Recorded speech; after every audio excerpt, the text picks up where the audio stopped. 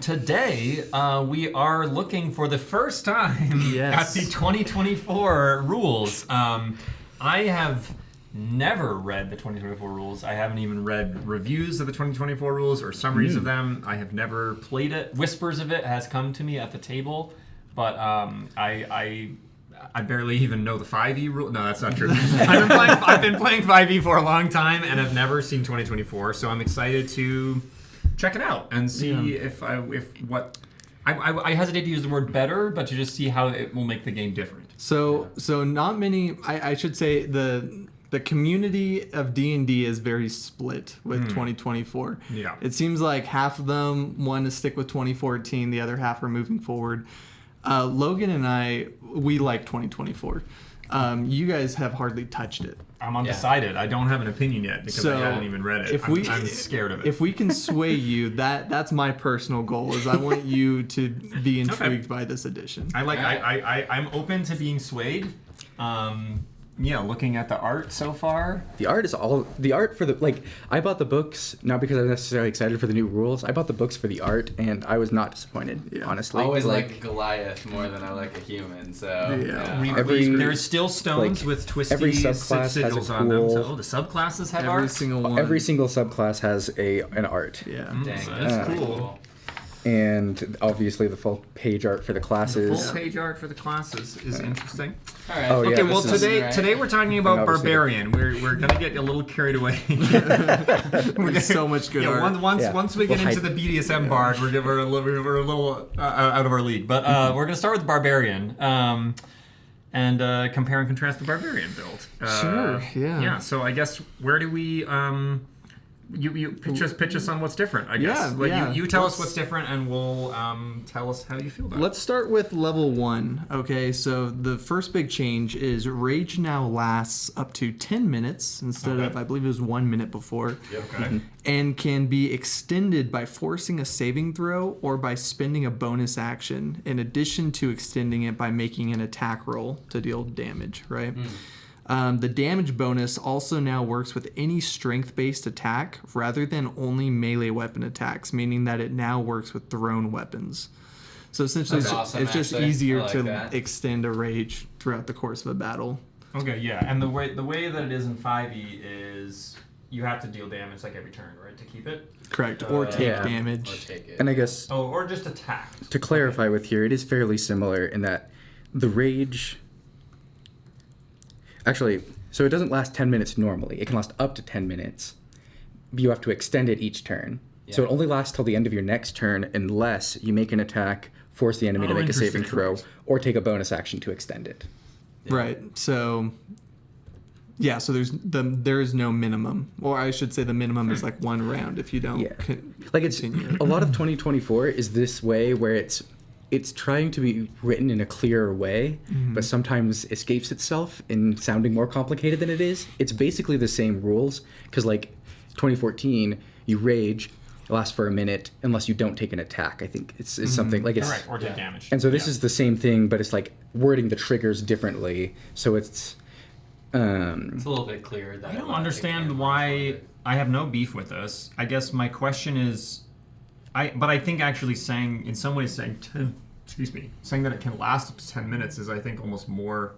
I wish that there just wasn't a time limit on it. It just could go on And it could just go on until you continue attacking or take damage. Yeah, I don't know how many 60-round combats I've had. Exactly. No, see, that's the thing, because I feel like you're going to start, tracking, you're going to feel like in the back of your head, do I have to track this? Yeah. Okay, and then, that makes sense, And then you're going to be 60 rounds of combat? That's just not going to... That's not reasonable. You're not going to... Now, and I think that's a critique of the 5e rules, too. I'm not necessarily saying, they both, to some degree, have that issue. You're more likely to reach the end of a 10-round combat. Well, no, because it wouldn't even be 60 rounds. Right? Hold on, wait. I did the math wrong. Yeah, it's 100. A minute is 10 rounds. 10 rounds. Seconds, So it's 100 So 10 rounds. minutes is 100 rounds. It's 100 rounds of combat. And I have had combats last longer than a minute. Yeah. But it always gets complex because it's one of those things where especially as the DM, I sit down and look at things and I'm like, ooh, hey, I think we're coming up on round 10. And I have to ask the players, hey, anybody have anything up that only lasts a minute? Right, totally. I would prefer it if it was just not time limited at all. Sure. And it was just You activate it. You continue to rage every turn that you're taking an action, that you're doing the attack action, or you're taking damage. I do really like that it's no longer just melee, though. Yeah, I think that's a good change. Especially because there's what's their starting? Doesn't starting equipment have like hatchets or things? Javelins, I think. Javelins, right? So if you're going to give somebody a weapon that you can throw, you should allow them to deal extra A javelin ranged-based barbarian would be kind of fun. Yeah, I love it. I think that's a cool idea. Yeah, totally. Especially if they have a weapon mastery with javelins. Oh, yes. Which is the next big change is weapon mastery. Yeah, so far my critique of this is fine with the rules change, don't like the way it was written. Oh, yeah. One quick thing. With barbarians, could they wear a shield and still have their unarmored defense in 2014? I believe so, right? Let me see. Because I thought that they couldn't, but this one says they can. I mean, I would be surprised if RPG Bot missed it. Well, here's what's tricky. You can The use a shield and still gain this benefit. Okay, so that is the same. Okay, well, hit us. What's next? So weapon mastery. This is a new 2024 thing. Oh, yeah. I'll start pulling up the weapons. Find our weapons. So essentially, what weapon mastery is, barbarians I think learn 2 weapon masteries, and it's essentially a special passive effect, a bonus that comes with using a specific weapon. Okay. There are a bunch of weapon masteries. I guess, do you want me to... Oh, man, there's so many. Do you want me to give you just a rundown of the barbarian key ones? Yeah. So essentially if I'm understanding correctly, so each class now has just says you can use a certain amount of these weapon masteries. So yes, if basically... Should we... Martial classes, like some of the... I don't think any of the spellcasters get weapon masteries. Maybe they do. But Go ahead and read... Let's see, like Cleave and Graze, I think, are going to be the big ones for Barbarian. Because what do those ones come for? Great Sword. Great and Axe is Great Cleave, and Great Sword is Graze. Yeah. Okay. So this is when you have a Great Axe, you can cleave. Okay. If you have the weapon mastery, which means that if you hit a creature with a melee attack roll, you can make a melee attack roll with the weapon against a second creature within 5 feet of the first hit, also within your reach. On a hit, the second creature takes the weapon's damage, but don't add your ability modifier to that damage unless the modifier is negative. You can take this extra attack once per turn. So that's like Great Sword. You're doing a big hefty swing. Yeah. Why messing with the damage though? That confuses. Like, it's just one more thing to remember. I think I hate explaining rules like that to new players. Do you know how like the light property works for like daggers and stuff? No. You get an extra attack with a separate light weapon. Right. But you don't get to add your proficiency. You don't add your damage, the ability modifier to the damage. Right. So I think they're just trying to stay consistent with that and bringing it over to the heavy weapons. Oh, okay. Yeah. Okay. So. And I also think, I mean, it's obviously clear that it's a powerful thing because it doesn't take an action or bonus action or anything. It's just a free extra attack on someone else in range. And I think you'd probably agree that it's a flavor win. Like Cameron was saying, like you're cleaving through one enemy, hitting another. It looks cool. Yeah. I like that. No, that's not bad. Yeah. Okay. Graze. So this is if you have a great sword. If your attack roll one's the Great Axe, I think. Great sword is cleave. Great Axe is cleave. Great sword Axe is cleave. Graze. Great Sword is great. So this is, by the way, this is something I wanted to bring up. Is there was no incentive to using a Great Axe over a Great Sword, other than it looked cooler. Yeah. Because in theory, a Great Sword just has a slightly higher average for damage. Right. So this at least gives some kind of incentive for like play style. Mm-hmm. Okay. Although I would say, as far as weapon masteries are concerned, and no, we can get into stuff like that later. let's just explain the rules. Let's not get complex about it. Yeah. Okay. What does Graze So do? Graze, if your attack roll with this weapon misses, you can deal damage to that creature equal to your ability modifier you use to make the attack roll. This damage is the same damage dealt by the weapon, and this damage can only be increased by increasing the ability modifier. That's kind of nice. So it's consistent damage. If you miss. Actually, I highly doubt any of you have played the Cosmere RPG, but they actually have this mechanic in there. Okay, interesting. Called the same thing. It's just enough. And is this on every single turn or what? When if your attack roll misses. Dang, that's kind of it's crazy actually. Yes. Which is, I mean, I think it's super, super nice because it's like, oh, this one guy's at 1 HP and nobody can hit this goblin because everybody's rolling poorly. And you're like, I still have my, even if you're level 1, you're still getting your 3 damage in. Yeah. So where the combos come in is something like a javelin, okay, has the slow property if you are mastered in it. So you could like throw a javelin at someone and slow their speed by 10 feet, and then you can like catch them, and then attack them or whatever. Yeah. And then there's other weapons like I think Short swords have one where like it makes your next attack have advantage or their next attack has disadvantage. Oh, like yeah. there's some really powerful ones that you could combo. Or, I mean, like, How hard is it to swap weapons in the middle of a fight? They made was it looking this easier, up. I think. yeah, they've made it easier, but it's still not like free. Are people Yeah. building like Inspector Gadget builds? Yes, so fighters, Yes. there are like I memes. currently have a player who's using Yeah.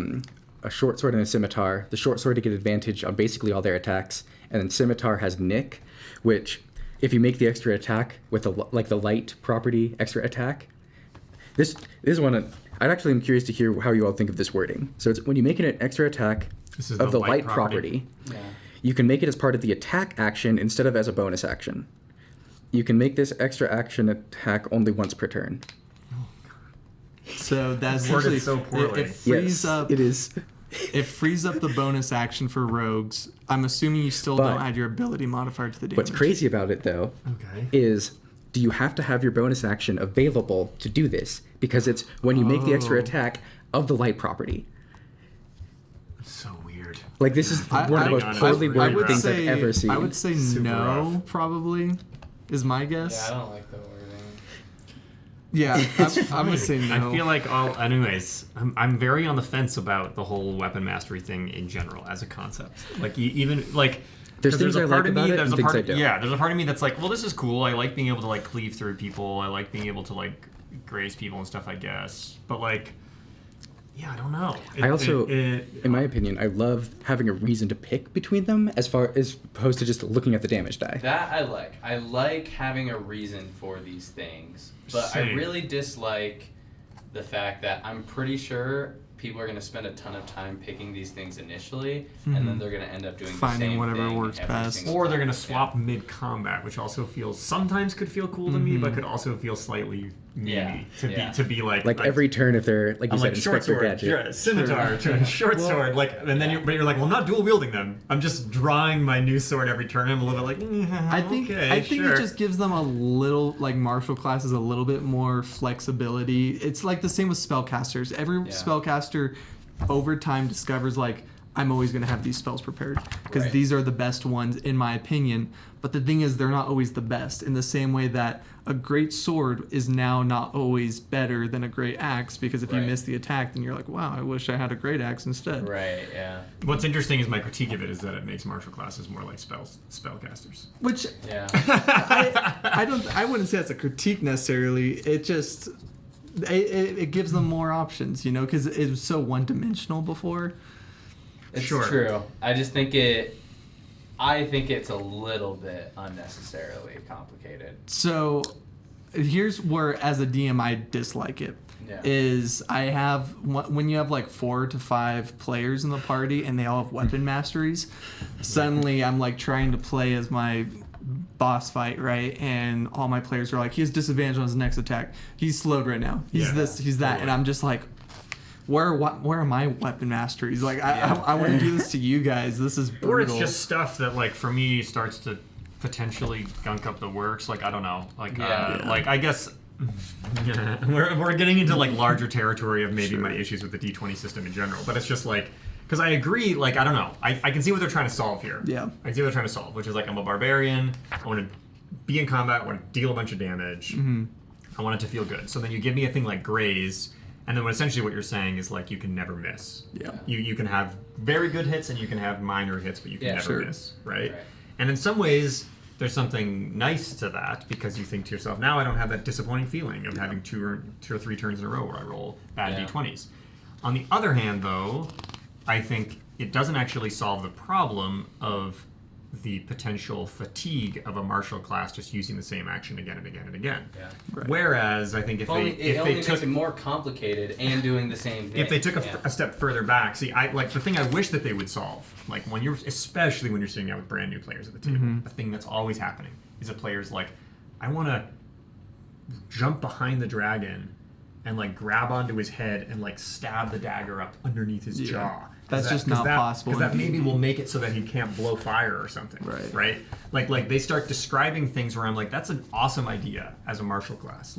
Like I would love the system to be able to have a fighter be like, this turn I'm going to try to like trip this guy and disarm him so that next turn I can do this. And like there's kind of things built into there with like certain elements of it, with the weapon masteries, with the fighters having like superiority dice. Like there's certain things there, but again, it's like I don't think the weapon masteries is getting at, I think, the core of what makes playing a martial class potentially disappointing, which is that you're going to all of your cool ideas for what to do in combat ultimately get boiled down to I make an attack roll, and the best I can hope for is damage.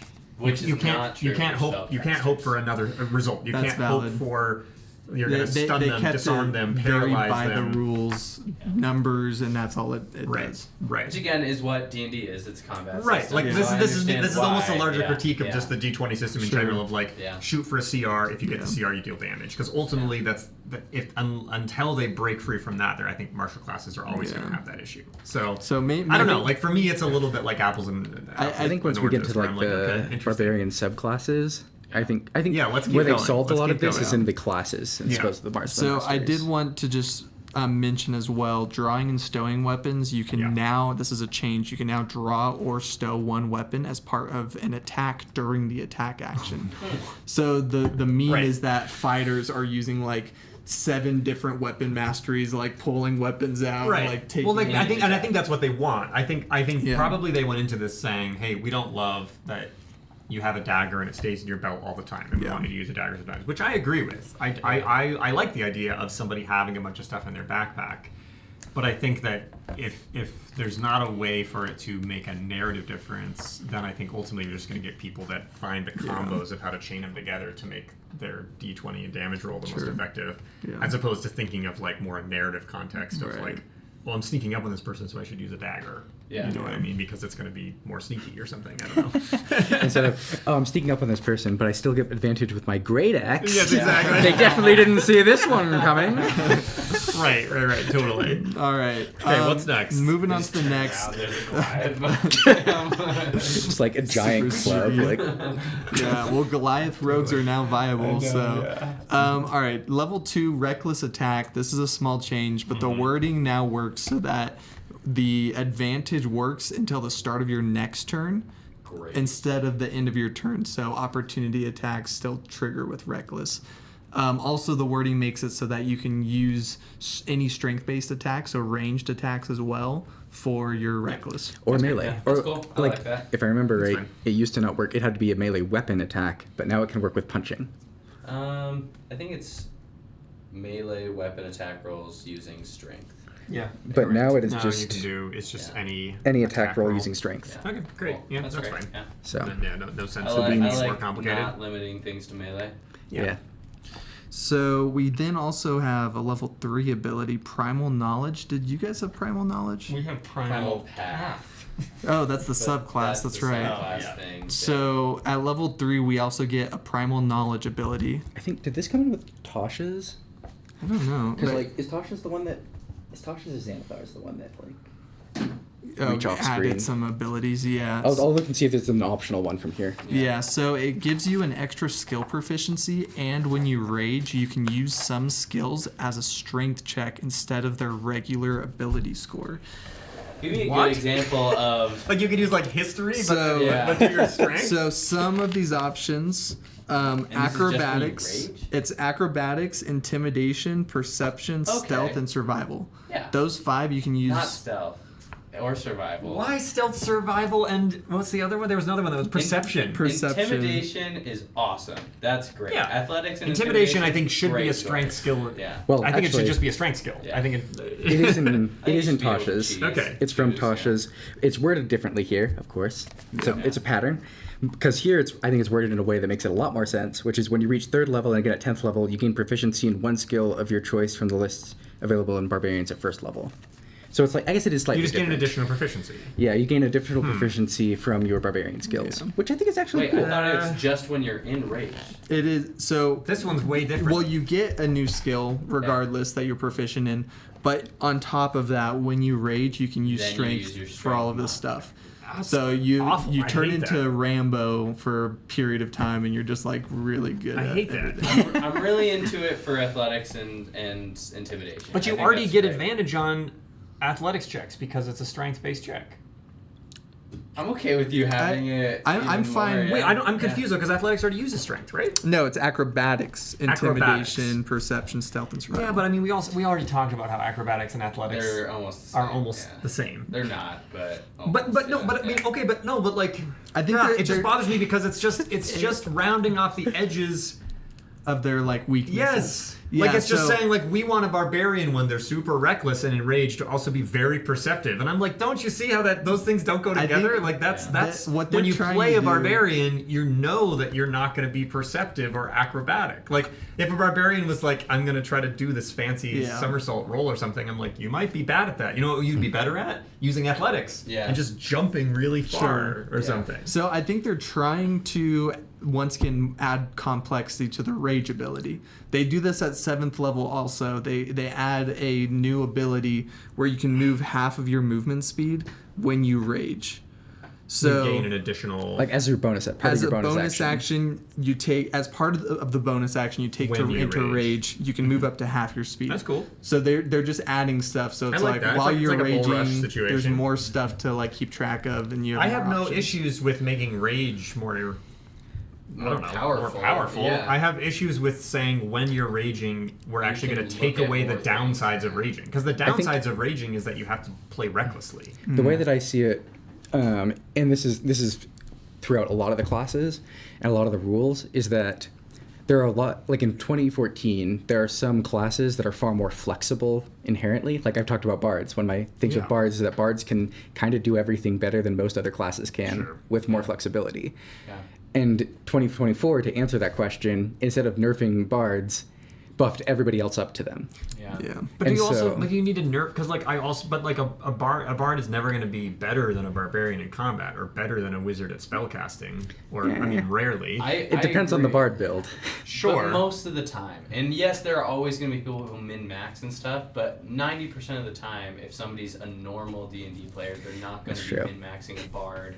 This is something moving, that's- you know, like it's different. You As know? Matt and I have discussed things, I've learned that my Yeah. players are very Yeah, much sure, more sure. in the upper Yeah. end no, of totally. like they love their lore and they're all here for the story, but they're also the ones to casually like accidentally min-max. Yeah. In a sense. Like they'll just read the rules and go, "Oh, sweet. So that ties in with this thing. Oh, that means I can do Yeah. this cool thing and it ties in with my story in this way." But Which you should do sometimes, but not too much. Well, and I just think it's, for me, this just comes from a place. I don't know. This just makes me angry at like whiny players because I'm just like this just comes from a place of someone being like, "But when I'm raging, I'm bad at my perception," and I'm like, "Yeah." Like Yeah. when you're raging, you're gonna fall into traps. Like turns out, like you If chose you a barbarian attack class, recklessly, but also something bad will also you have happen. like a bumload of hit points it's- and a high Constitution score, They so make like you you're gonna be insanely fine. good at everything when you rage. Right. And that doesn't stop. Yeah. Yeah. So I think I don't know. It does in a flavor sense though. Like as much as you think of raging as like a recklessness thing, you could also think of it as like going Super Saiyan for a second. yeah, you Like- hone in all of your I would abilities if and this skills. was a subclass thing. For example, if it was like the subclass was like when you rage, you get to use strength for this specific skill or two. That would be when cool. you rage, you get to use strength for this specific skill or two. It just sucks that all I actually do like barbarians that. have Right, to be because marked if with you were this. like, oh, I'm actually like a nimble barbarian or something, or I've got this build that's like a war dancer, Yeah. then I'm like, oh, then you can use Yeah. acrobatics. You- when Well, you're you're definitely raging right there. to I like that a advantage. lot more because then it also gives the subclasses a thing. Like it separates the Right. subclasses a bit more, Yeah. and Yeah. like you said, Because I would even be adds- fine with then. I'd even be fine with some silly ones that would be like, oh, when you're raging, you can use your strength for Arcana or something because you're like, it's almost like you're raging into this like primal magic state or something. Like I'm Yeah. like, that's cool. Like I'm actually down for something Yeah, or like like that. you choose the totem warrior, like you're like an eagle, so all of a sudden, Yeah. like you Your like get all this perception, perception, very good. or Right, something, right. You know? But Yeah. like To just for every barbarian to all blanket of a across. suddenly be like a gymnast and someone who's really perceptive, and I think that's too much. So, Yeah. quick question here with the subclasses: do we want to handle them now at third I level, or think- go over all of them at the end? I think after we we've do got them the at whole the thing? end. Okay, so All at the right, end. what's up next? We don't like that one. So- One strike against the 2024 rules. Brutal critical in that book is gone. They removed it and changed that ability. So go ahead. Okay. Alright, so Summarize beginning at 9th level, you can roll 1 additional weapon damage die when determining the extra damage for a critical hit with a melee weapon. This increases to 2 additional dice at 13th level and 3 additional dice at 17th level. Okay. So they've changed it with, instead of brutal critical, it's called brutal strike. When you use your reckless attack, you can forego the advantage, and what that does is it adds 1d10 to the damage, and you get to choose one of 2 options, extra options. So you can slow them, or you can push them.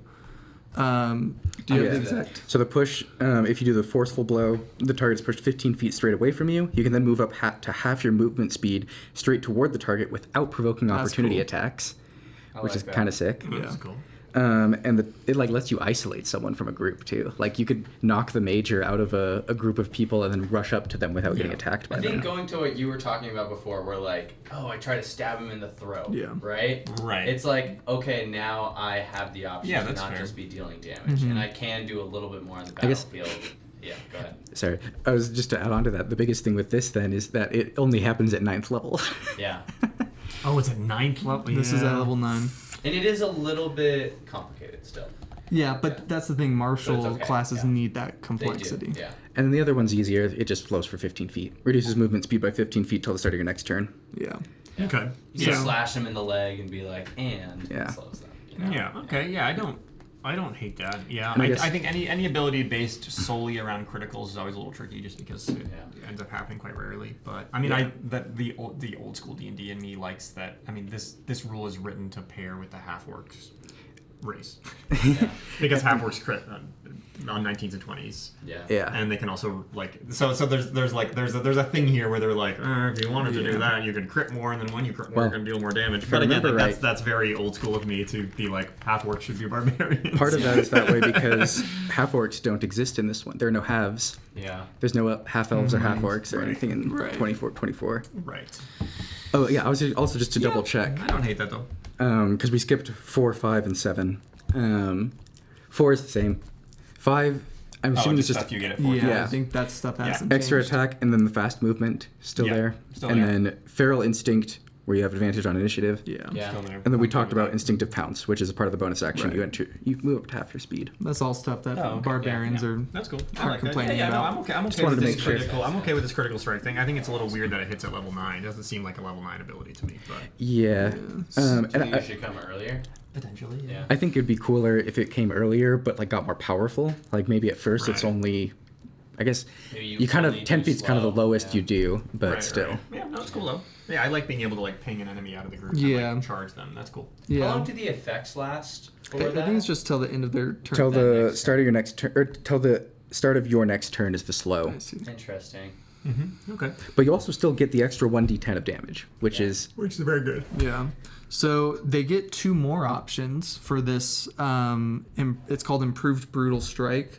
The first option is the target So has. this is something that they're choosing. Yeah, so 2 more options on top of the first 2 options. So you could slow, you can push, and then or you get 2 more at At 13. 13th level. at 13th level. And your damage, I believe, increases by an additional d10 Doesn't say that. Does it say it up here? among your brutal. No, no longer increases by the d10. Oh, really? I thought it was going to increase. What are the additional options? Oh, it's at level 17. It becomes 2d10 extra damage. The options are staggering blow. The target has disadvantage on the next saving throw it makes, and it can't make opportunity attacks until the start of your next turn. And sundering blow. Before the start of your next turn, the next attack roll made by another creature against the target gains a +5 bonus to the roll. An attack roll can gain only 1 sundering blow bonus. So you can't have a bunch of barbarians. Just like stacking it. All right, you have a plus 20 to your. It's like, all right, I'm gonna Searing Smite. They thought that And if through. they don't have the initiative order like timed up with him, you know, then he could just always have disadvantage. Yeah, this is interesting. I mean, it's reminds me a lot of superiority dice. Yes. For fighters, like it's essentially being like when I make an attack, I can choose to add an additional effect to it. What I find most basically. interesting with it is you're giving up the advantage on the reckless attack, Yeah. but everybody's still getting advantage on you. Right. And so it's I like the flexibility of it, but it does almost feel like I wish there was some other resource that would let me do this like a proficiency time per day. And then on top of those I could do it. Because I feel like reading these, advantage is just really good, and it feels so good to reckless attack with advantage. Yeah. That I feel like it'd be nice to have a few of these. Like I said, like if it's proficiency times per day, that's only like 2 or 3 times a day until you like have to start using I'm it. okay with trade-offs though. I think it's me fun too. to have to choose between those But things. I think Staggering Blow creates some really interesting, like... That one sounded really Yeah, because like if a spellcaster is going immediately after you, you just give them like disadvantage on a wisdom save or something. Yeah. And then you can like, the spellcaster can back away because Can it you doesn't... choose? It's what- any it's any anything. saving Their throw. next saving throw.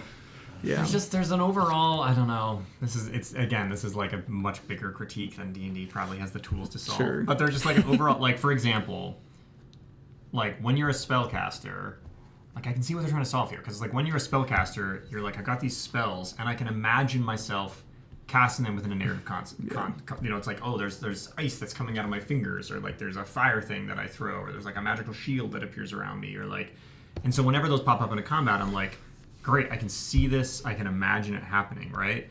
And then I think you get first-time D&D players, early D&D players, they play from a place of imagination, right? They play from a place of, I want to use my sword to do this, I want to use my axe to do this, I want to grab the person and do this to them, I want to knee them in the face, I want to kick them in the groin. Like, they're like, they come from a place of imagination. And then that is not rewarded by the rule set. No. And instead, they're given just terms for things. And so then you get so what bothers me is you get people who are excited about a martial class, they come in with imagination, try a bunch of stuff, D&D does not reward it. It all just gets compressed down to a thing where now, when you're declaring attacks, you're not telling me what you're doing. You're just saying, I'm using Sundering Blow. Sure. And then for me, I'm just like, what does that even look like? Like, what's the difference between that? Like, I can imagine where I'm like, oh, I guess you're just like hitting the guy really hard with an axe or something. But I don't know, it's this tricky disconnect for me where I'm like, I love that a barbarian, I love the idea of a barbarian coming into combat and kicking a dude and he flies 15 feet and then they jump on top of him and hit him with a thing. Yeah. Like, I want that to happen in combat, but then I just think there's almost this disconnect between like, how do you make, like at the table, I rarely see that being described. Instead, I see people being like, I'm using my superiority dice and I want to do this to them. And I'm like, okay, now they have disadvantage. Whereas, like, I wish that there was more things popping off in the table that were like, oh, the reason he has disadvantage is because X, like, Y, and Z. Because, like, with magic, that's built in. Because it's just like, you can read the description of the spell, and I'm like, I can imagine what's happening. Misty Step, I get it. Like, you disappeared and you reappeared. Like, but then you get into, like, these abilities, and I'm like, oh, these are cool abilities. I want to fight. Like, I want a barbarian to be able to bring this stuff to the table. But also, I just feel like a whole combat, like, if everybody was playing this class... and just like reading these descriptions, for me the combat would feel dry. I don't think I would do that though, because like think about it like yesterday our session, right? Sure. Like I never told you that I was casting Booming Blade.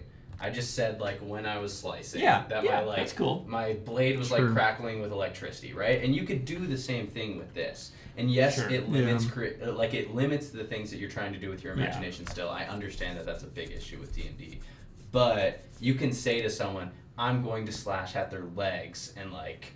Hamstring blow. And that just is it's slow, more right? Or like you try and target. No, that's fair. And honestly, it could just be as simple as like if it was me, and this is obviously different than maybe the Wizards of the Coast general approach to the game, but like I would like, and I was writing the barbarian class, I would say things like, take out his legs, like smash his head in, like break his fingers. Like I would like write those things as the names of the abilities. That becomes a lot though, because there are so many options that you could do in combat, and it's like, why can I only break his fingers and not his I'm toes? not saying that, but you see what I'm saying? It makes you, instead of coming from this very like removed aesthetic, like it's a striking blow, it's a cleave, like it's a. I feel like it would just get me in the headspace of the barbarian, right? Where then I'm like, oh, like that's what I'm doing. I'm like like a like if it had a little like flavor text before all of them, more flavor and then text. had the mechanical thing after. I think they or something. I don't know. intentionally kept it broad so that you could add your flavor. You can do whatever you want. I agree that that's what they're doing. I just don't think that's happening at the table. I don't think it is either as much. I think it's happening more with this edition player, than it is with that current setting, because when I look at that barbarian book after reading this. Like the 2014 edition just seems very bland. Like there isn't even the option to push them back 15 feet, and you're just dealing damage over and over each turn, and that's it. No, I totally, I agree it's funny with that. because I think what this has convinced me is that I would wish that they just brought all these down levels, like maybe not sooner. like put it at level 3 and then not have the D10 extra damage until level 9. Right. Because like then you could do some really fun stuff with it.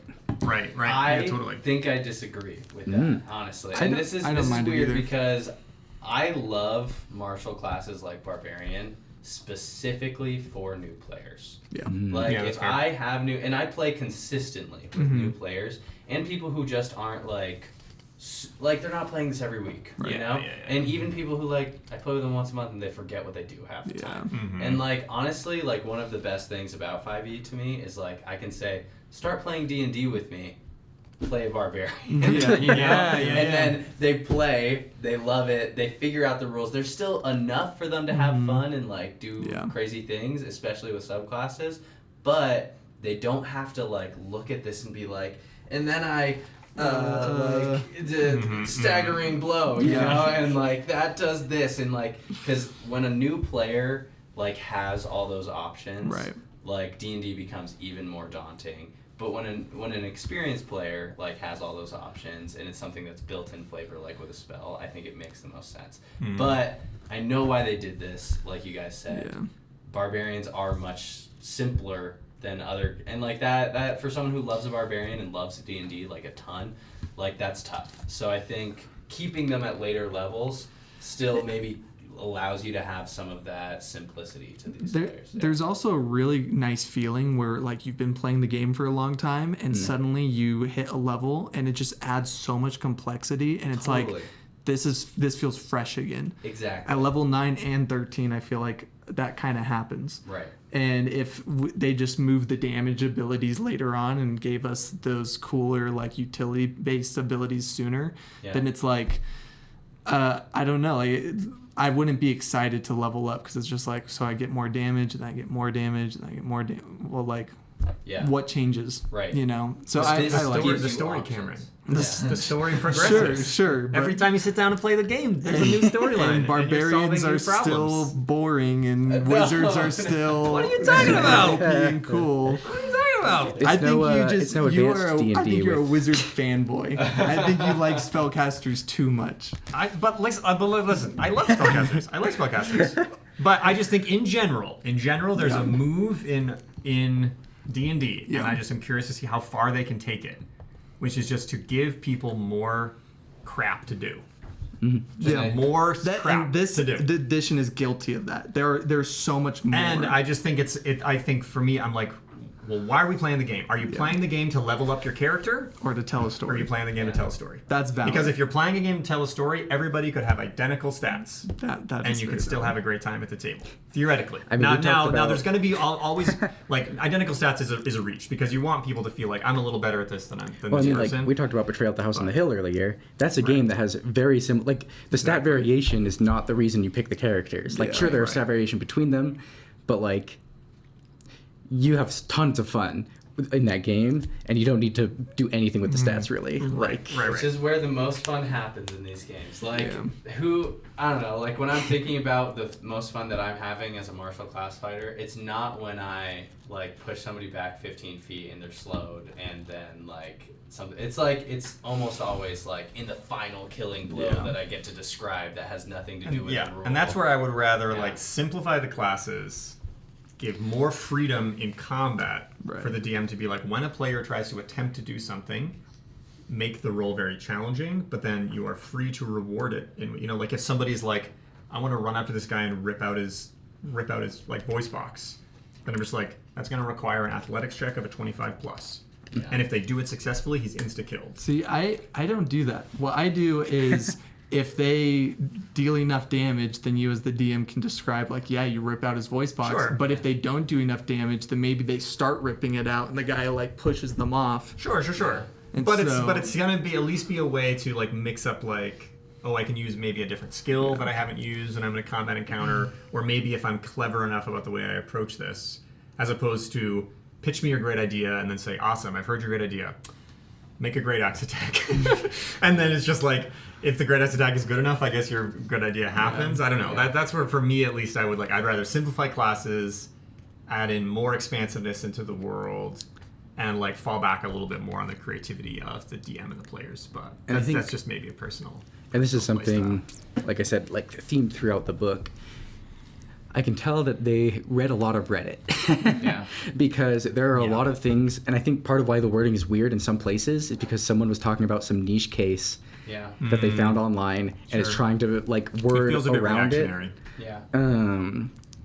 But as far as like these things go, I like them a lot because you still have those freedoms and Yeah. opportunities, but for the players that really like the rules and for the DMs that like maybe they find safety in like they play with a bunch of people who they don't know super often and they find safety in going, hey, just read the rule book, that's what's allowed. Like as opposed to trying to be a little Sure, more free with totally. it because you know, depending on the person, if you give them too much freedom, they might end up ruining the game for themselves and others. Sure. I have had that where every single round the marshal's just like, can I try to cut off their hand? Can I try to like blind them? Yeah. And it's like every single round, and if you give them that ability, like they don't have spell slots. They don't have like marshal slots where they can like do stuff. Yeah. And that's kind of what superiority die are, or like what this is.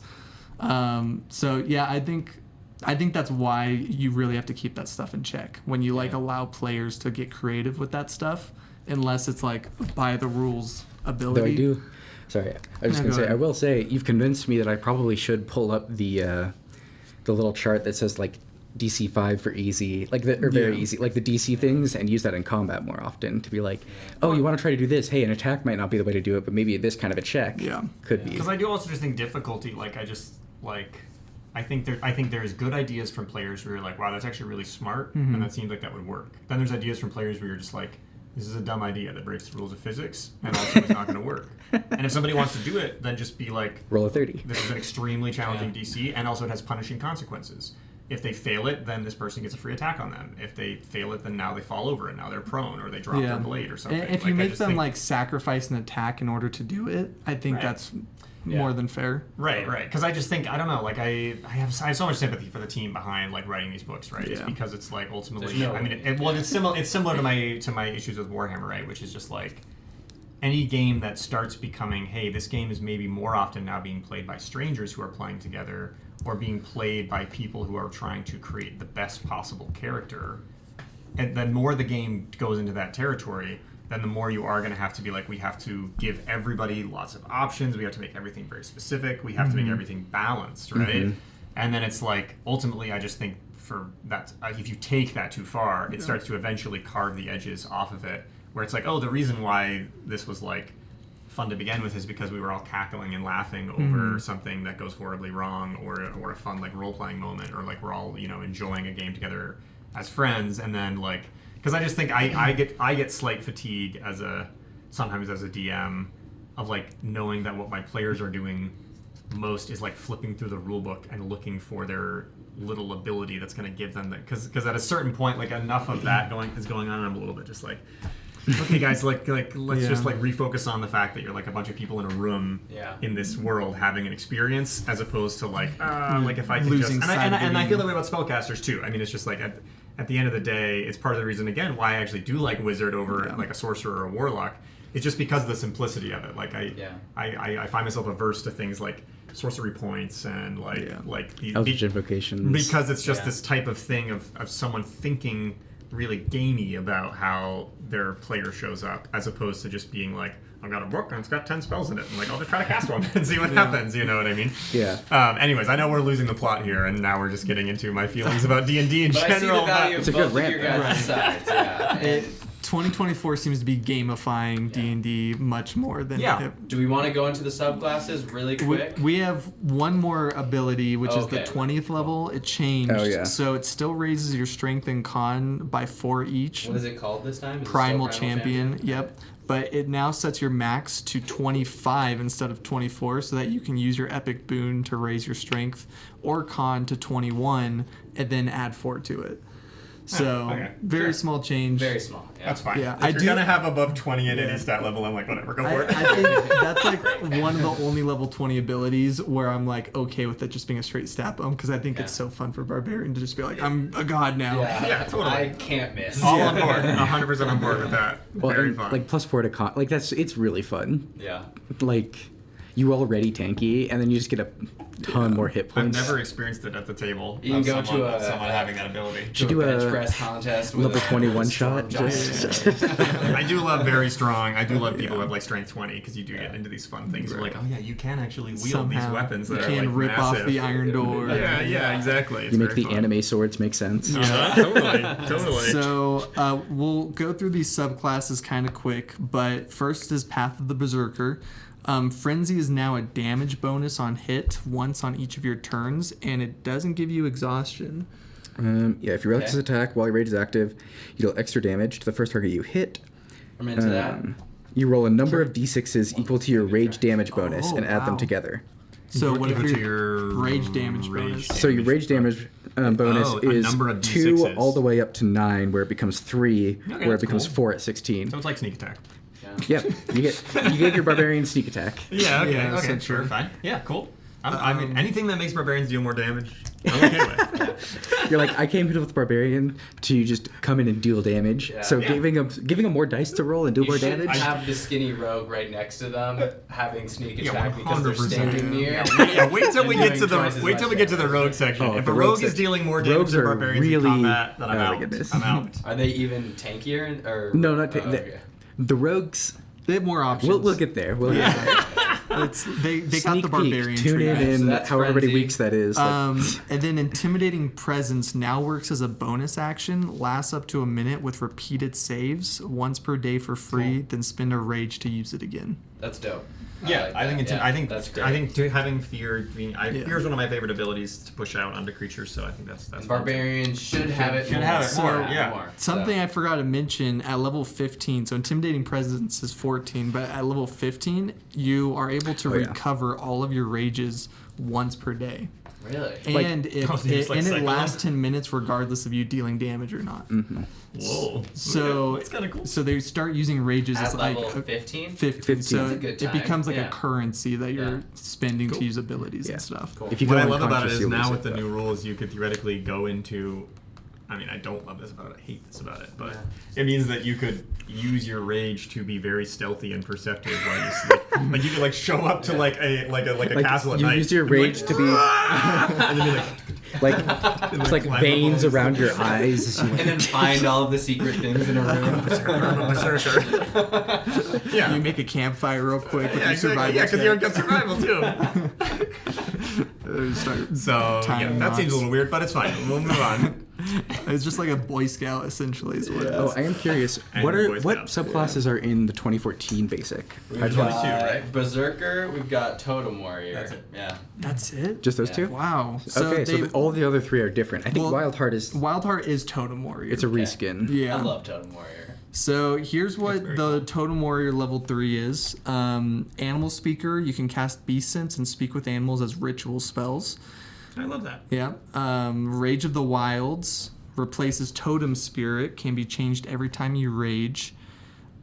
Really? So you can change if you're a bear, eagle, or wolf every time you rage instead of you having to choose, I'm a bear barbarian. That's cool. I like that But actually. I really love the flavor of when somebody attaches themselves to an animal. I think that's very I'm cool too, missing but out you on can that. still technically do that. Yeah. You just have the option to like do all To three swap if you want. between. Yeah. So bear list We don't like of options. non-resisted damage expands to include force, necrotic, and radiant damage. And psychic For what? Previously, it was just psychic. for bear. Oh, bear. So previously, you were not resistant to psychic damage, but now you're also not resistant to force, necrotic, and radiant. Now you are resistant to. Okay. Yeah. That's fine. So The double negative got you there. Yeah. wait, no, it says list of non-resisted damage expands to include force, necrotic, and radiant. Right, Yeah. right, right. So like your rage is active. You have resistance to every damage Except type for those. except force Yeah. necro. Okay. Correct. Okay. Sorry. No, I was wrong. That makes sense. It was Psychic, getting me. that felt a little powerful. So. Yeah, that was very powerful. I was always bear barbarian because why else would you choose anything else? So, The eagle one's cool. well, is cool. eagle dash and disengage both when you activate rage, and as a bonus action on later turns. Previously, it was only dash and only on later turns. So right when you rage, you could dash and disengage, Cool. which is really good for the People leap still, ability do too. you still get like the disadvantage on opportunity attacks that people have against you? No. But No. disengage means But they you can't just- take Yeah, it. They so just they can't attack you. And But you have to that's- use the bonus But action. you have to. Well, You have as to use- part well, of the rage. As part of the rage, and then on subsequent turns as a bonus The action. bonus action does dash and disengage together? No, one or the other. Yeah, but Okay. but it dashes and disengages when you rage. Okay, interesting. Or no, wait, no. So hold on. you Slip just away? never. No, it is. Yeah, it is both together. Oh wow! You just So use you're your just bonus action moving and both everywhere together. on the battlefield. Yeah, you can do both together. Okay, That's I mean, kind of neat. That's kind of cool. And Makes it better. then Wolf Yeah. now says allies instead of friends, which was likely an error in the 2014 text. It also applies to all attacks rather than just melee attacks, making it considerably more useful. Yeah, so just so if you're within 5 feet of someone, all of your allies do advantage against that person. That's great. Yeah. Okay. That's not that. It's not that different. Different, yeah. They just changed the wording because I think So friends, Bear just friends, they has thought was less- Are you a confusing. friend or are you an ally? I kind of love that actually. Being like, you're on my team, but you're not my friend. Yeah. So Bear is slightly Sorry, more weaker. acquaintance. Eagle is much better, and then Wolf Wolf is the is same. Just a little the bit same. better. adjusted, yeah. All right, cool. Don't like that you can pick. Yeah, I still think you have to pick an animal. I think when you should it. do one. Yeah, but yeah. it's I mean, it makes more sense though flavor wise because that's totem where it's like you are committing to an animal. This is wild heart where it's Okay, more so that's why they kind of changed the title. of it. Yeah. Yeah, that makes sense. it's more That you're makes sense. taking on animal spirits of any kind as opposed And I to do just think it's dedicated to interesting one. that you could like get into a conflict and be like, oh, I need to be tougher in this one, or I need to Doesn't be faster in this one. Totem I guess that warrior, makes don't sense. you pick different animals in later ones anyway? Yeah. At 6th level, you gain magical benefit of the totem. Yeah, so you can pick different you can ones. choose the same animal you selected or a different one, but it's like you are locked into that field. Yeah, Like, so 6th level Yeah. also you can change it, but now at 6th level you can only change it once per long rest. These okay. 3 different animals. It replaces aspect of the beast. So now you can choose owl to grant dark vision of 60 feet or give yourself an extra 60 feet if you already have dark vision. Panther gives you a climb speed and salmon gives you a swim speed. I like salmon. That's Yeah. great. Yeah, I like that. That's fine. And that's Yeah. more fun than these, which Yeah. is essentially you just Yeah, and it's nice if like you're going to be heisting, then you choose panther, and if you're a pirate, then you choose salmon. Climb speeds, like they're niche, but when they're like effective, they're so they're effective. great. They're so good. I did a monk where you can walk on walls and stuff, and there was a whole thing where I was just sneaking around a castle because I was like walking on the ceilings and then hiding behind Dude, things. it's So so I'd like funny. go up the wall, hide on the Giving boots of ceiling to spider walk. climbing is don't do it until later level. And then lastly, you have Power of the Wilds. This can be changed every time you rage. Falcon gives you a fly speed. Lion matches the 2014 Lion. And then Ram knocks an enemy prone on hit, no save. So I'm reading the summary of it, but Yeah, I mean that's pretty much Cool. like the lion. Just to remind, any enemies within 5 feet have disadvantage on attack rolls on anybody but you. that's nice. It's so interesting that all of these changes for me are based around like you picked a class, but we don't want you to then realize that you made a mistake 10 sessions later. Yeah, I think Like so much of it, like just the fact that you can change each of those things, like it just seems like it's a lot more. I don't necessarily have a strong feeling about whether I like this or dislike this, but so many of the abilities are based around you're not going to get locked into something we promise. Yeah. Well, I think Whereas like so much of this is like no, like you're gonna pick like your you're good. Sorry. Like you're gonna pick what your totem thing is. You're gonna pick what your special ability is. You're gonna pick what your mastery is. Whereas it seems like so many of the 2024 rules are like you can change that mastery when you rage. You can change that mastery when you long rest. You can. Oh, you're feeling worried that you're gonna be bad at stealth. Like, don't worry. Actually, you'll be okay at stealth. Like so much of it is much more like you can pick one character and you can run with them for a long time and never feel like you're locked in or like tired about them. Yeah. Which I can understand them kind of getting feedback from to some degree, but I just think it's interesting to me because it feels to me like a different way to play the game. Where then I'm just kind of like, I picked a barbarian for this campaign. I'm gonna feel like a barbarian when I play this campaign. Mm-hmm. If I want to re-roll a new character, I would roll up a cleric or something. You know what I mean? Yeah. I also I don't know. love trade-offs. Sure. Like so having to make much. actual decisions. When you're saying like, okay, I'm going to be a goat, right? Or like I'm going to be a bear, like totem, and I am stuck in bear. Like that to me is so fun because like all of a sudden, I have to attach like this flavor to my character for forever, and like I cannot I like that. be good at this other stuff, you know, like I'm going to be bad But at it is tricky. Like on the other hand, like though I every campaign I've played, not every, but almost every campaign I've played with new players, they do reach some point where they're like, yeah, they want to try something new, right? They want to either roll up a new character or they want a multi-class or something. So I do think this is maybe responding a little bit to that, of being like, okay, that's cool. Like, don't worry, you've got options. Like, look at how you're going to level up. You're going to be able to become better at different things. Whereas I feel like, as opposed to feeling like you have to multi-class or something, or you have to like do other things like that, which I can kind of respect. I don't know. It's weird. I'm torn on it.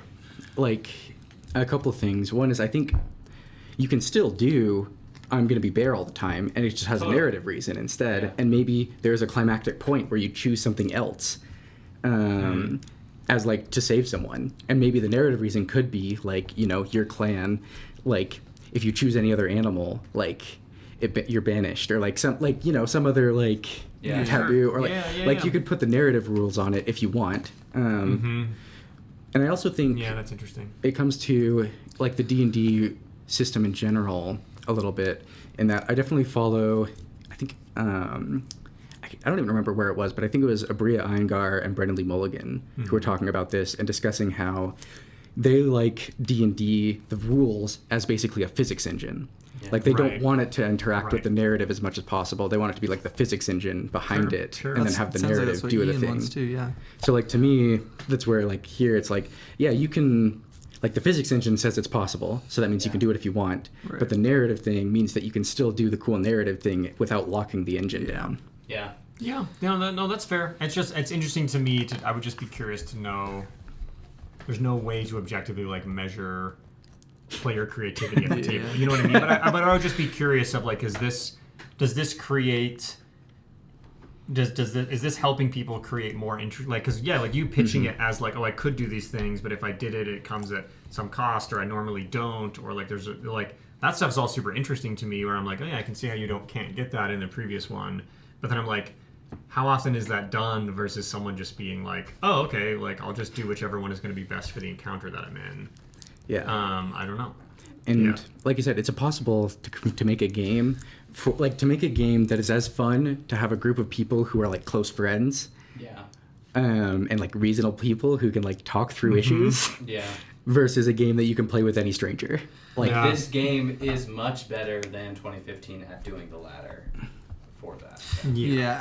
I'm like a little bit torn, because it feels like they're doing what they allowed spellcasters to do, where you prepare different spells for different encounters, and that's kind of like what spellcasters were. Like, they were the flexible, like, fill in, like, I'm gonna bring Featherfall for this long rest because that might be useful. And I think that they're trying to do kind of something similar, at least with the aspect of the Wild Heart Barbarian. We do also, though, have to get to these next two. We have two more. Two more. And they're brand new. We're probably out of time. We are running out of time. These two are awesome. I'm just going to speed run these last two. And we'll just say yes or no. So, Path of the Zealot, the Warrior of the Gods ability. You're going to do the World Tree? Well, I'm going to skip that because the World Tree is so awesome. Okay. We're speeding through Zealot, and we'll end on the World Tree. So, Path of the Zealot... Divine Fury's unchanged. Warrior of the Gods no longer lets you be raised from the dead for free. Instead, you get a small pool of D12s, which you can use to heal yourself as a bonus action. Cool. Fanatical Focus adds a bonus to the reroll equal to your rage damage bonus. I don't know if you guys know what Fanatical Focus is. If you fail a saving throw, you can reroll it. So you can add a bonus to the reroll once per rage, equal to your rage bonus. Okay. Instead of the reroll, or you get a reroll and a bonus? So once per rage, if you fail a saving throw, you can reroll it with bonus equal to your rage damage. That's cool. Yeah. I like that ability. Zealous Presence now allows you to reuse the feature by spending a use of rage. Previously, this only worked once per long rest. Saving throw feature? So once again, we're seeing rage being used as a currency. Summarize them, and then you can do the changes. Yeah, go ahead. So Zealous Presence, as a bonus action, you release a battle cry. Up to 10 other creatures of your choice within 60 feet gain advantage on attack rolls and saving throws until the start of your next turn. That's cool. I like that. And then you can't use it until you get a long rest, or you expend a use of rage. Yeah, I like that. Yeah, that's fine. And then level 14. Yeah, Rage of the Gods. When you activate your rage, you can assume the form of a divine warrior, It lasts for a minute or until you drop to 0. You can't do it again until a long rest. So, and then you get a fly speed equal to your speed, and you can hover. Cool. You gain resistance to necrotic, psychic, and radiant. Okay, that's cool. And then when a creature within 30 feet of you would drop to 0 hit points, you can take a reaction to expend a use of your rage instead, and to instead change the target's hit points to a number equal to your barbarian level. Oh, so you can that's heal sweet. your allies. Yeah. So you get to become fly. like an angel, kind of. Yeah, you get to fly. That's cool. And Like as a that reaction, ability. you can Feels use more your like rages. a fighter or like paladin. That feels thing like a to paladin me. ability. Yeah, But it's cool. I paladin love that you have aspect, like but a it's cool. holy barbarian or something. Yeah. I'm down for that. I'm down for that. I love And the flavor. it's a level of it. 14 Like, ability, so it's like, yeah. Level 14 having that, like, oh man, that's so clutch. I like for the so battle many cry things. thing too, to like give a bunch of people advantage on the first round of combat. And it's a or whatever. bonus action. Yeah, no, So that's like, This makes me want to play Zealot Barbarian. I didn't Yeah, no, actually it's read super that exciting. yeah, ability. they're cool. it's funny that you mentioned you want to skip over it because I was like, both of these are sick. Yeah. So there's actually, it's not listed here. So could I read straight out of Oh yeah, the Path of the Tree? World Tree. Here, I can All right, read Yeah, it. you gotta can be read critical, guys. I really like Norse mythology. So Yeah. Okay. I mean, it mentions right here, barbarians This follow the one's path of the cool. world tree, connect with the cosmic tree Yggdrasil through their rage. all right, here we go. This We're tree laying grows it among the on. outer planes, connecting them to each other in the material plane. These barbarians draw on the tree's magic for vitality and as a means of dimensional travel.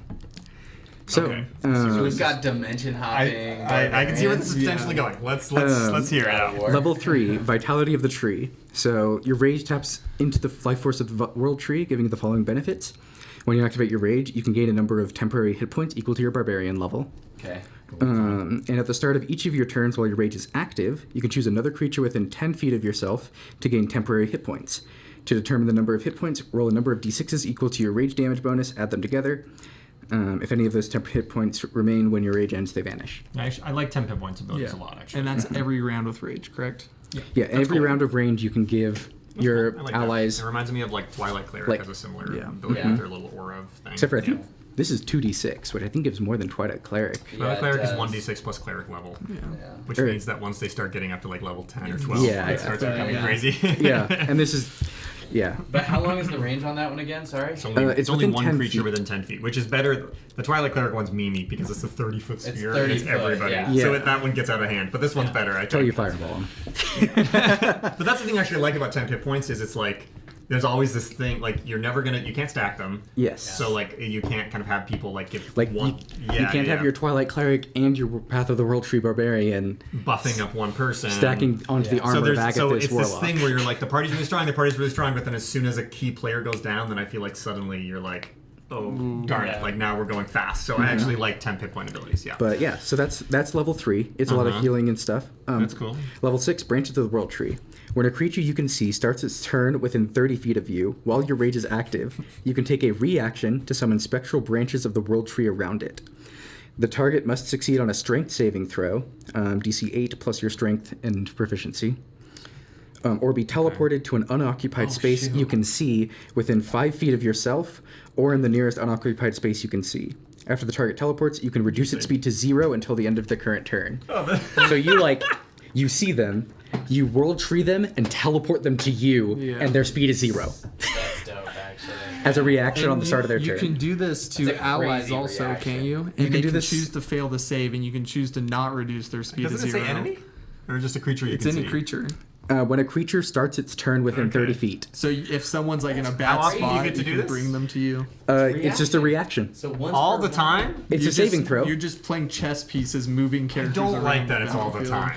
I agree with I the think all it the should be a time is a certain little amount of much. uses, maybe a short rest But it is up or super something. sick though. To Quick like, question. cool, What about but- this? What if like there's like because I can move it to anywhere I can see. no, you right? move it within 5 feet of you. Oh, within 5 feet. Or to bring the them to closest unoccupied space. Doesn't have to be within 5 feet of you. So I could think it just says like stand next to like a cliff or be teleported to the nearest something? occupied space you can see theory, within yeah. 5 feet of Drop- yourself. Yeah, Okay. and technically you could do that if you position yourself properly. But they have to be within, what, 30 feet of you? 30 60? feet. 30 feet. 30 feet. So it's not super far. It's not super far. Okay. But it's still like in most cases. I think it's a really cool ability, but I don't like that it's going to be up every single Yeah, turn. it gives barbarians a lot it is a to reaction do though. if so they like choose that no subclass. attacks of opportunity. from it. So if they But the Faggots reaction means you're gonna use it every single turn. Like exactly what you said of like you're gonna feel like the chess player of the battlefield. Yeah. Like I kind of don't love that feel. Like For a barbarian I kind of don't love the like especially, zoink, zoink, zoink. Yeah. Also, what this is Being level great 6 bard ability, stuff. right? it's level 6. Because that's the pretty other thing low. is like it feels like now they're a more powerful spellcaster than a spellcaster at Yeah. level 6 because they can literally do like a teleporting teleportation. everybody. Like this is essentially like a Misty Step But every single turn as a You're reaction. only doing it at the start of their turn, so you never get to teleport them in and attack them immediately. Right, Yeah. but they can't move, so But you their speed's can't reduced attack to them 0. immediately. Or they Misty Step out. I guess it does use their reaction, so they They can Misty only do Step it out, once around. or if they have dash Right. action, they can always use the dash action and run. So I think it's going to be used But more there's on. Oh, no, wait, no. reduced to It zero. reduces I'm the almost speed more to 0. concerned about it being used on allies, though. To your point. Yeah, that's right. my Well, thought. that's what my World Tree Barbarian does that all the time. But my issue with it actually is because it started the turn. What always happens is I'm like trying to make the game go fast. So I'm like, okay, I'm gonna move this guy here to go kill this NPC civilian, and then my barbarian's quickly like, No. wait, actually, I started my turn. I want to bring him to me. Yeah. And it's like, oh well, he already moved, and I don't think you would have done that if you hadn't known that he was about to And move. again, Kill that NPC. cool ability if it was once per short rest or couple Or times per cost short a rest. rage. Then you cost a rage. Then you would just think about it. That's a good idea. Then you would just Yeah. be like, oh, I really do want that person right up next to me. Because I could even see it being fun in a role play situation. You know what I mean? that'd be sick. But again, like, imagine that theoretically in a role play situation, you could be doing this every 6 seconds. Like, actually, like, think through this for just a second, right? Like, Yeah. theoretically, 1, a barbarian 2, 3, could walk 4, into a 5, tavern 6. and just go like, Well, no, like, they can't do it every 6 seconds. Yes, Oh they yeah, because Yes, a they round is can. 6 Yes. seconds. They can. I always forget. Like it's not a turn to 6 seconds. they could start a bartending service that would go crazy. They could, like, all they'd have to do is stand behind a bar and just That's have like actually- beers ready to go, and then all the waiters get That's a pulled back, great or the idea. customers get pulled. Like, but when you start to wrap your mind around that, Yeah. and you think about the rules of how magic work in D&D, you're like, this actually makes no. Sorry, Well, I shouldn't swear on the podcast. This actually makes no sense because it's just like like even a wizard who has dedicated their entire life to arcane study has a single casting of Dimension Door at what 7th level, 8th level, or something, and a barbarian can do this. Like what? Theoretically, 4,000 times in a single day. Yeah, but it's no dimension door though. It's Like, also no, it's not. also a saving throw. Yeah. and it's not the barbarian doing it. It is the world tree that they're connected to. It doesn't. It's the That doesn't matter. barbarian. That is still the barbarian. Which also bothers me. That's we're gonna a get the- whole other Alright. topic. I feel like we know what that is. Yeah. What's next? Okay, what's So level next? 10. What's next? During your turn, your reach is 10 feet greater with any melee weapon that is heavy or versatile.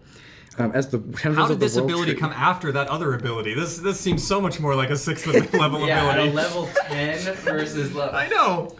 Anyways, And then when you hit with such a weapon on your turn, you can activate the push or topple mastery property in addition to a different weapon master property. So you can that's push a them cool or- ability. I'm fine with that. Why wasn't that one the level 6 ability? Looking at them, Either- yeah. either of that those. is, Because if you had just made that the level 14 ability, That's good great, though. you know? 2 weapon masteries in Yeah, a single attack. and a 10-foot reach. I think a barbarian with a 10-foot melee reach. That's Yeah. cool. Yeah, Yeah. I like that. Giving me pole arm. Yeah. You know, Yeah, that's mastery true. kind of That's true. vibe, It Sentinel. does feel a lot like Sentinel. And then at level 14, travel along the tree. So when you activate your rage, and as a bonus action, when your rage is active, you can teleport up to 60 feet to an unoccupied space you can see. That's cool. In addition, once per rage, you can increase the range of that teleport to 150 feet. When doing so, you can bring up to 6 willing creatures who are within 10 feet of you. Well, that's awesome. Oh, I mean, like, wow. that makes so much more. Everything makes so much more sense than that 1/6 level ability, because that one is also just when you rage, right? Yeah. Yeah. Like, so- it's when you so- rage and as a bonus action. So it's the single time into combat, right? Which I love. I love the idea of a barbarian being like, I'm going to activate rage. I teleport me and the party to Oh. another spot or something, or I teleport Speaking of- myself right into the midst of combat. To or clarify with the something. level 6 one, your rage has to be active. Yeah. Okay, but So the roleplay thing doesn't work. okay. So the roleplay thing doesn't quite work. I can punch him unless- in the face every minute. A bartender. That's true. That's Keep in mind, true. bartenders are good at survival and perception now, so they're like juggling acrobatics, like all these mugs in rage. And it lasts up to 10 minutes. Toto, dude. From Jujutsu Kaisen. Yeah. like if that ability was single time during a rage or expend a rage or something to pull an enemy Yeah. close to you, I'd be down. That'd be great. Because I'm like, that's what barbarians do. They want to be great Toto. They want to be in close combat. Or honestly, it makes it so that like a spellcaster, like what? Because I can imagine a thing where they're like, hey, this spellcaster is being like a pain in the butt. Like zoink him right to me. I can hit him with my axe. Like that's cool. But like it more as a bonus action than as a reaction. Yeah, the bonus reaction is better too. Yeah. Like even though that makes it like objectively stronger, because the reaction means you can't just boop. At least it's on their turn. Yeah, like cause they still have reactions. Like say you pull a spellcaster in and they cast the almost never used spell of blink. Okay. Interesting. Now that we've read everything new with this player's handbook, I want to know, what do you like more? Yeah. I can start because I'll be a little bit more sure. nice to it. I really like some of the changes that they were making, especially towards the lower level things, like just with Barbarian. I think I'm trying to remember the specific one that it was. But I think like just adding a little bit more versatility to this is like really nice, because I do think Barbarians can get very boring. And I think to your guys' point of like being able to do whatever you want and have a mechanic that follows it is a really good idea. I do say overall though, I think it's too much. I think my biggest issue with it is honestly the rage giving you like the survival, and that just doesn't make any sense to me. And yes, I think it does feel like they were trying to make the class complex intentionally just because so many people complained about it. Right, and I don't know. I think, like in my mind, I think one of the most beautiful things about Barbarian is that it is supposed to be the simplest class. Simple, in my that's mind, it. Right? That's supposed to be simple.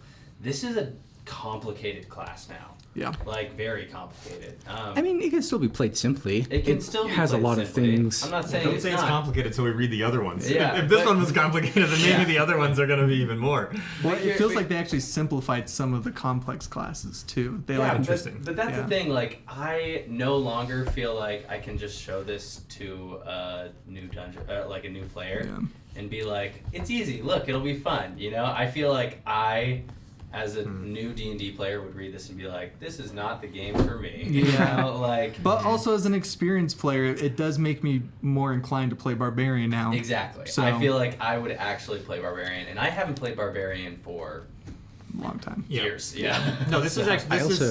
Sorry, just to add on to, I do think, like, as much as I have gripes with some of the weapon mastery system, the cleave, letting you just actually cleave through, is a really, really fun thing. Like, that's something that, like, you always want to do as a barbarian, but fun. You can't until, But so, this is all reading to me like, this is what I think. I'm starting to view 2024 as a D&D expansion. Mm-hmm. Because I agree, this rulebook is more, for someone who understands D&D, this is more fun to read and gets me more excited about building a character, because I understand D&D, I understand the basic concepts of all the classes, and I'm like, oh, this is cool. There's some fun stuff to play with. Like I said, I would not show this to a brand new player. I would prefer to play that. I would prefer to play a 5e barbarian with first-time players at the table than to play this barbarian with first-time players at the table. That's fair.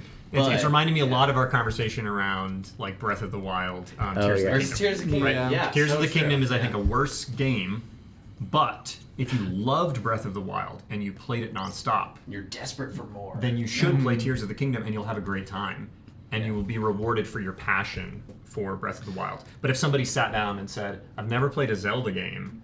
Should I play Breath of the Wild or Tears of the Kingdom?" I would hope at least that all of us at the table could agree you should play Breath of the Wild. Yeah. You're gonna have more fun, and it's gonna be more fulfilling, right? Yeah. So it's like that's where like it's this interesting thing where I'm like, okay, and I'm curious to see if that tracks through the rest of the things as well, of just being like, if you love D&D, try picking this up, and it's going to take your love of D&D even further. But I just worry for Wizards of the Coast if they start going too far down that thing, that they're going to, because I think what's special about 5e, what made 5e so special, and why D&D is what it is right now in 2025, is because so many new players are picking up that book and playing it. And I'm just curious. Maybe I'm wrong. Like, maybe new players are picking up this and they're saying, this is fine. I'm 100% on board and I love it. But maybe I'm just very curious. Like, it just makes me afraid for the future a little bit of D&D, where I'm like, what's making 5e so great is so many new people and young people, 10-year-olds, 8-year-olds are picking up the book and they're diving right into it. And I hope people are doing that with this too, because I hope that the game just continues to grow and thrive. And I think to that extent, I do actually think that it's less for new players in particular. I think even complex classes, like, at least in my experience, I've found that for a lot of new players, as they're playing the game, they find a lot of joy in the complex classes and then coming to slowly master them, alongside with when they do have an issue, then they can lean on the DM or a different experienced player at the table totally to help them with it. And I honestly, like, if I were to be, and this would probably be, I would maybe run the company to the ground, but if I were to be at the head of D&D, like, I would even suggest, hey, like, maybe we should release like a pamphlet that's like 60 pages long and includes 4 classes that are very simplified and is basically just like get started playing D&D. Easy D&D. You know what I mean? It doesn't have to be watered down too much in a mechanic sense, but just boiled down in an options sense. Because I do think that, like, you know, like I do think that there is, even in 5e, I think there's a fair amount of fatigue in, especially if you're playing with all of the additions and being like, oh my gosh, when I'm picking subclasses, I'm picking between like 12 different options, you know what I mean? And it's difficult to even imagine playing at level 4, playing at level 9, because I'm only level 3. It's why websites like RPG Bot exist. It's why our website exists. Right. It's because there are things that are too complex. And it's not that I don't want to replace what this is, but I do think that, like, I just hope that the D&D community doesn't lose sight of the fact that, like, at the end of the day, there's still like 4 7-year-old kids sitting in someone's living room flipping through this thing being like, this art is so cool, we should play this game. And in like, reality, the kids are like, what's a reaction? No, exactly. And that's the thing. It's like the the game should always be, and like there's I know I talk about Warhammer a lot, but like there's a little box set that I love to kind of laugh at and be like, geez, this is silly, but they sell it at Target, and it's $45, I think. And it comes with like 2 Space Marines and like 6 Tyranids and like a little printout game map. And it's got a rule book in it that's like 10 pages long. And it's got like 66s.